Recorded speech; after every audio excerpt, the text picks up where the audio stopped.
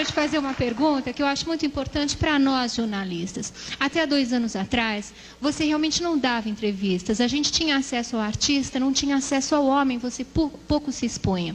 Então eu gostaria de saber o que mudou fundamentalmente no Silvio Santos, que hoje ele dá todas as entrevistas do mundo e se expõe como homem. Não, você está enganada, completamente enganada.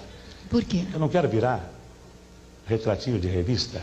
Não, mas você fala com a gente, isso é importante. É diferente, você está pensando, Sônia.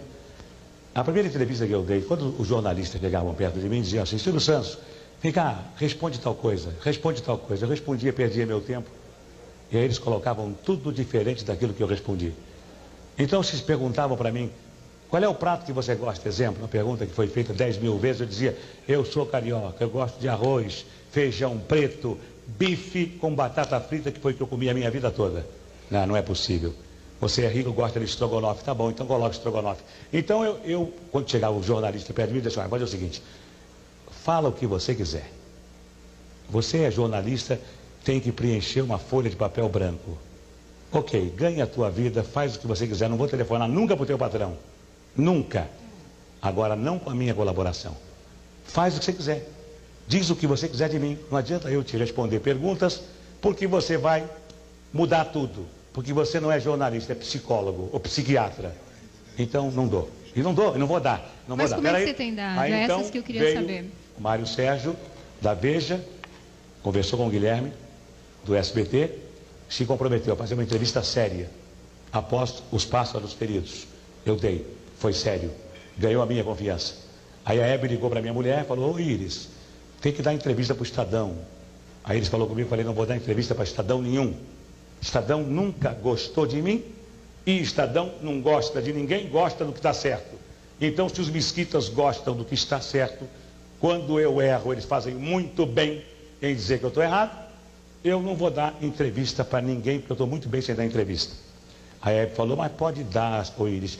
Fala para ele que o Luiz Imediato é um rapaz sério. Eu falei, pergunta para ela se ele é sério porque não ri.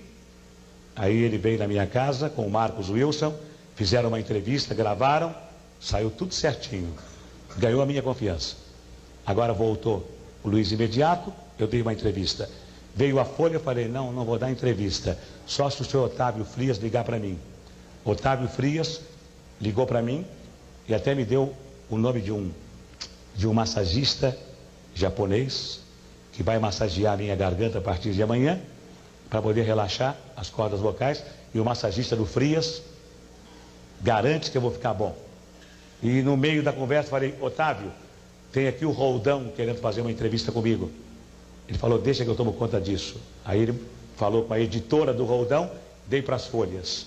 O Nascimento Brito, o dono do Jornal do Brasil, o filho, ligou para o doutor Luiz Sandoval e falou, ô Sandoval, que é o presidente do meu grupo, o Silvio precisa dar uma entrevista para o Jornal do Brasil. Eu dei para o Jornal do Brasil. Só. Não vou virar figurinha fácil. Não vou falar para jornalistas qual é a cor que você gosta, o que você acha da Maitê Proença, você tem medo da Globo, você quer contratar a Xuxa. Não.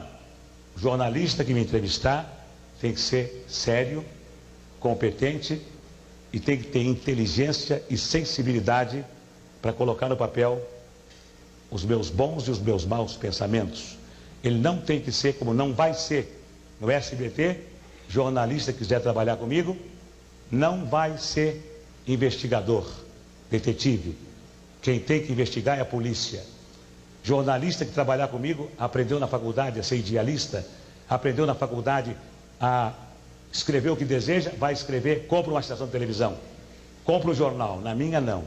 Na minha vai dar notícia só, e na minha estação de televisão, enquanto eu viver, vai procurar no ser humano as qualidades do ser humano. Porque o homem brasileiro, desde o faxineiro até o presidente da República, nenhum deles sai de casa dizendo, hoje vou errar, hoje eu vou errar. Não. Todos saem de casa com a intenção de acertar. Fazem 10 coisas, erram 3 e os jornais e a televisão só encontram os 3 defeitos, não encontram as 7 qualidades.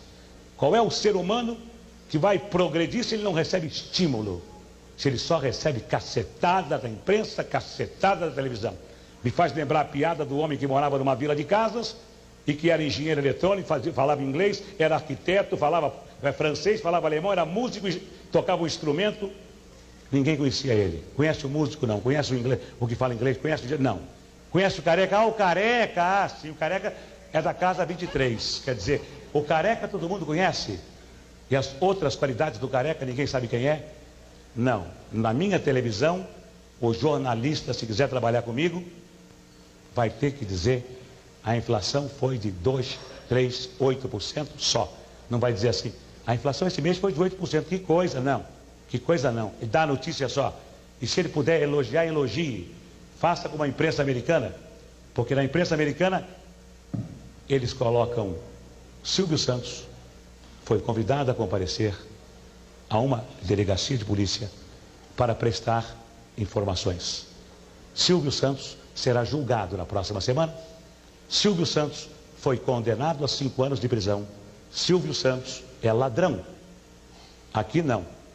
Na imprensa brasileira, me desculpem os jornalistas se eu estiver exagerando, mas uma parte da imprensa brasileira coloca Silvio Santos é ladrão para vender jornal. E o Silvio Santos que explique por que não é ladrão.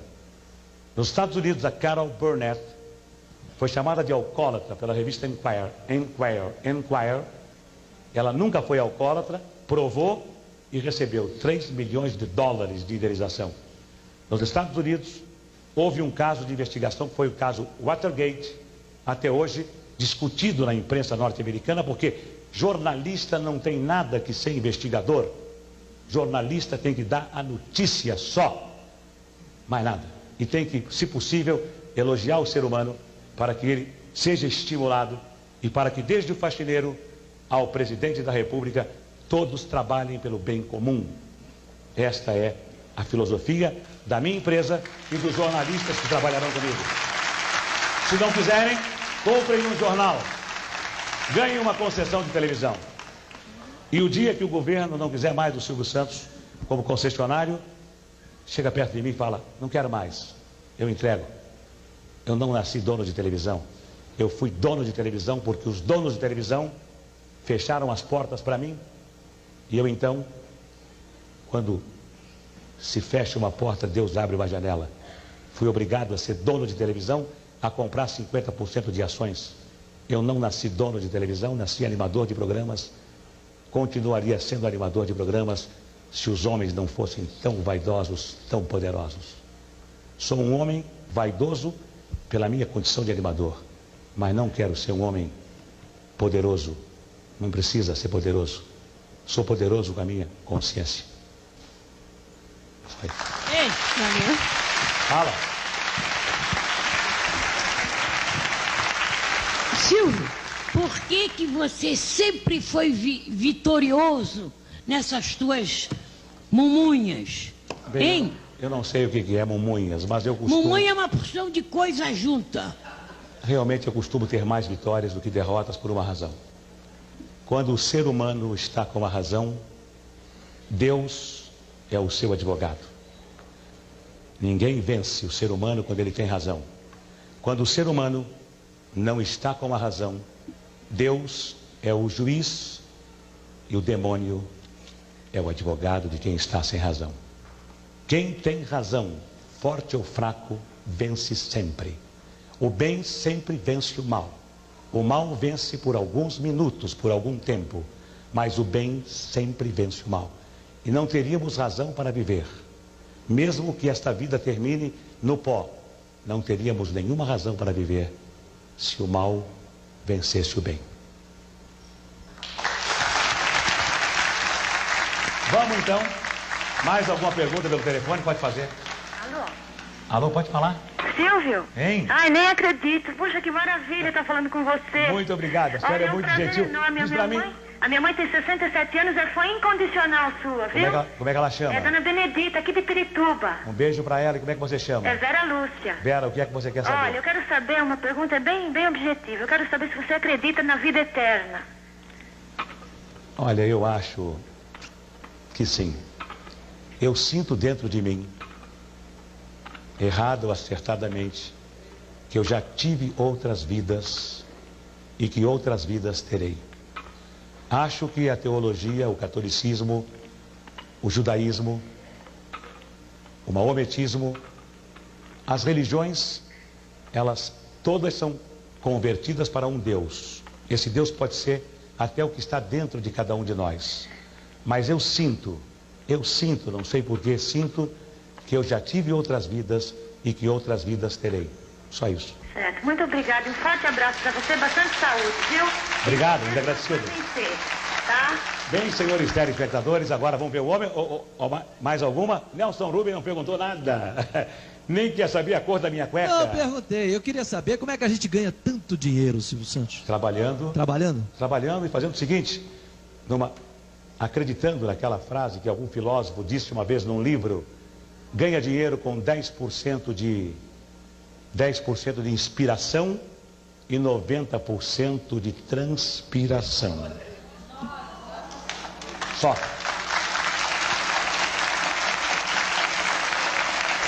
Saber qual foi a sua maior tristeza, a sua maior alegria. A minha maior tristeza foi a morte da minha esposa, chamada Cida, aos 39 anos de idade, com câncer no estômago.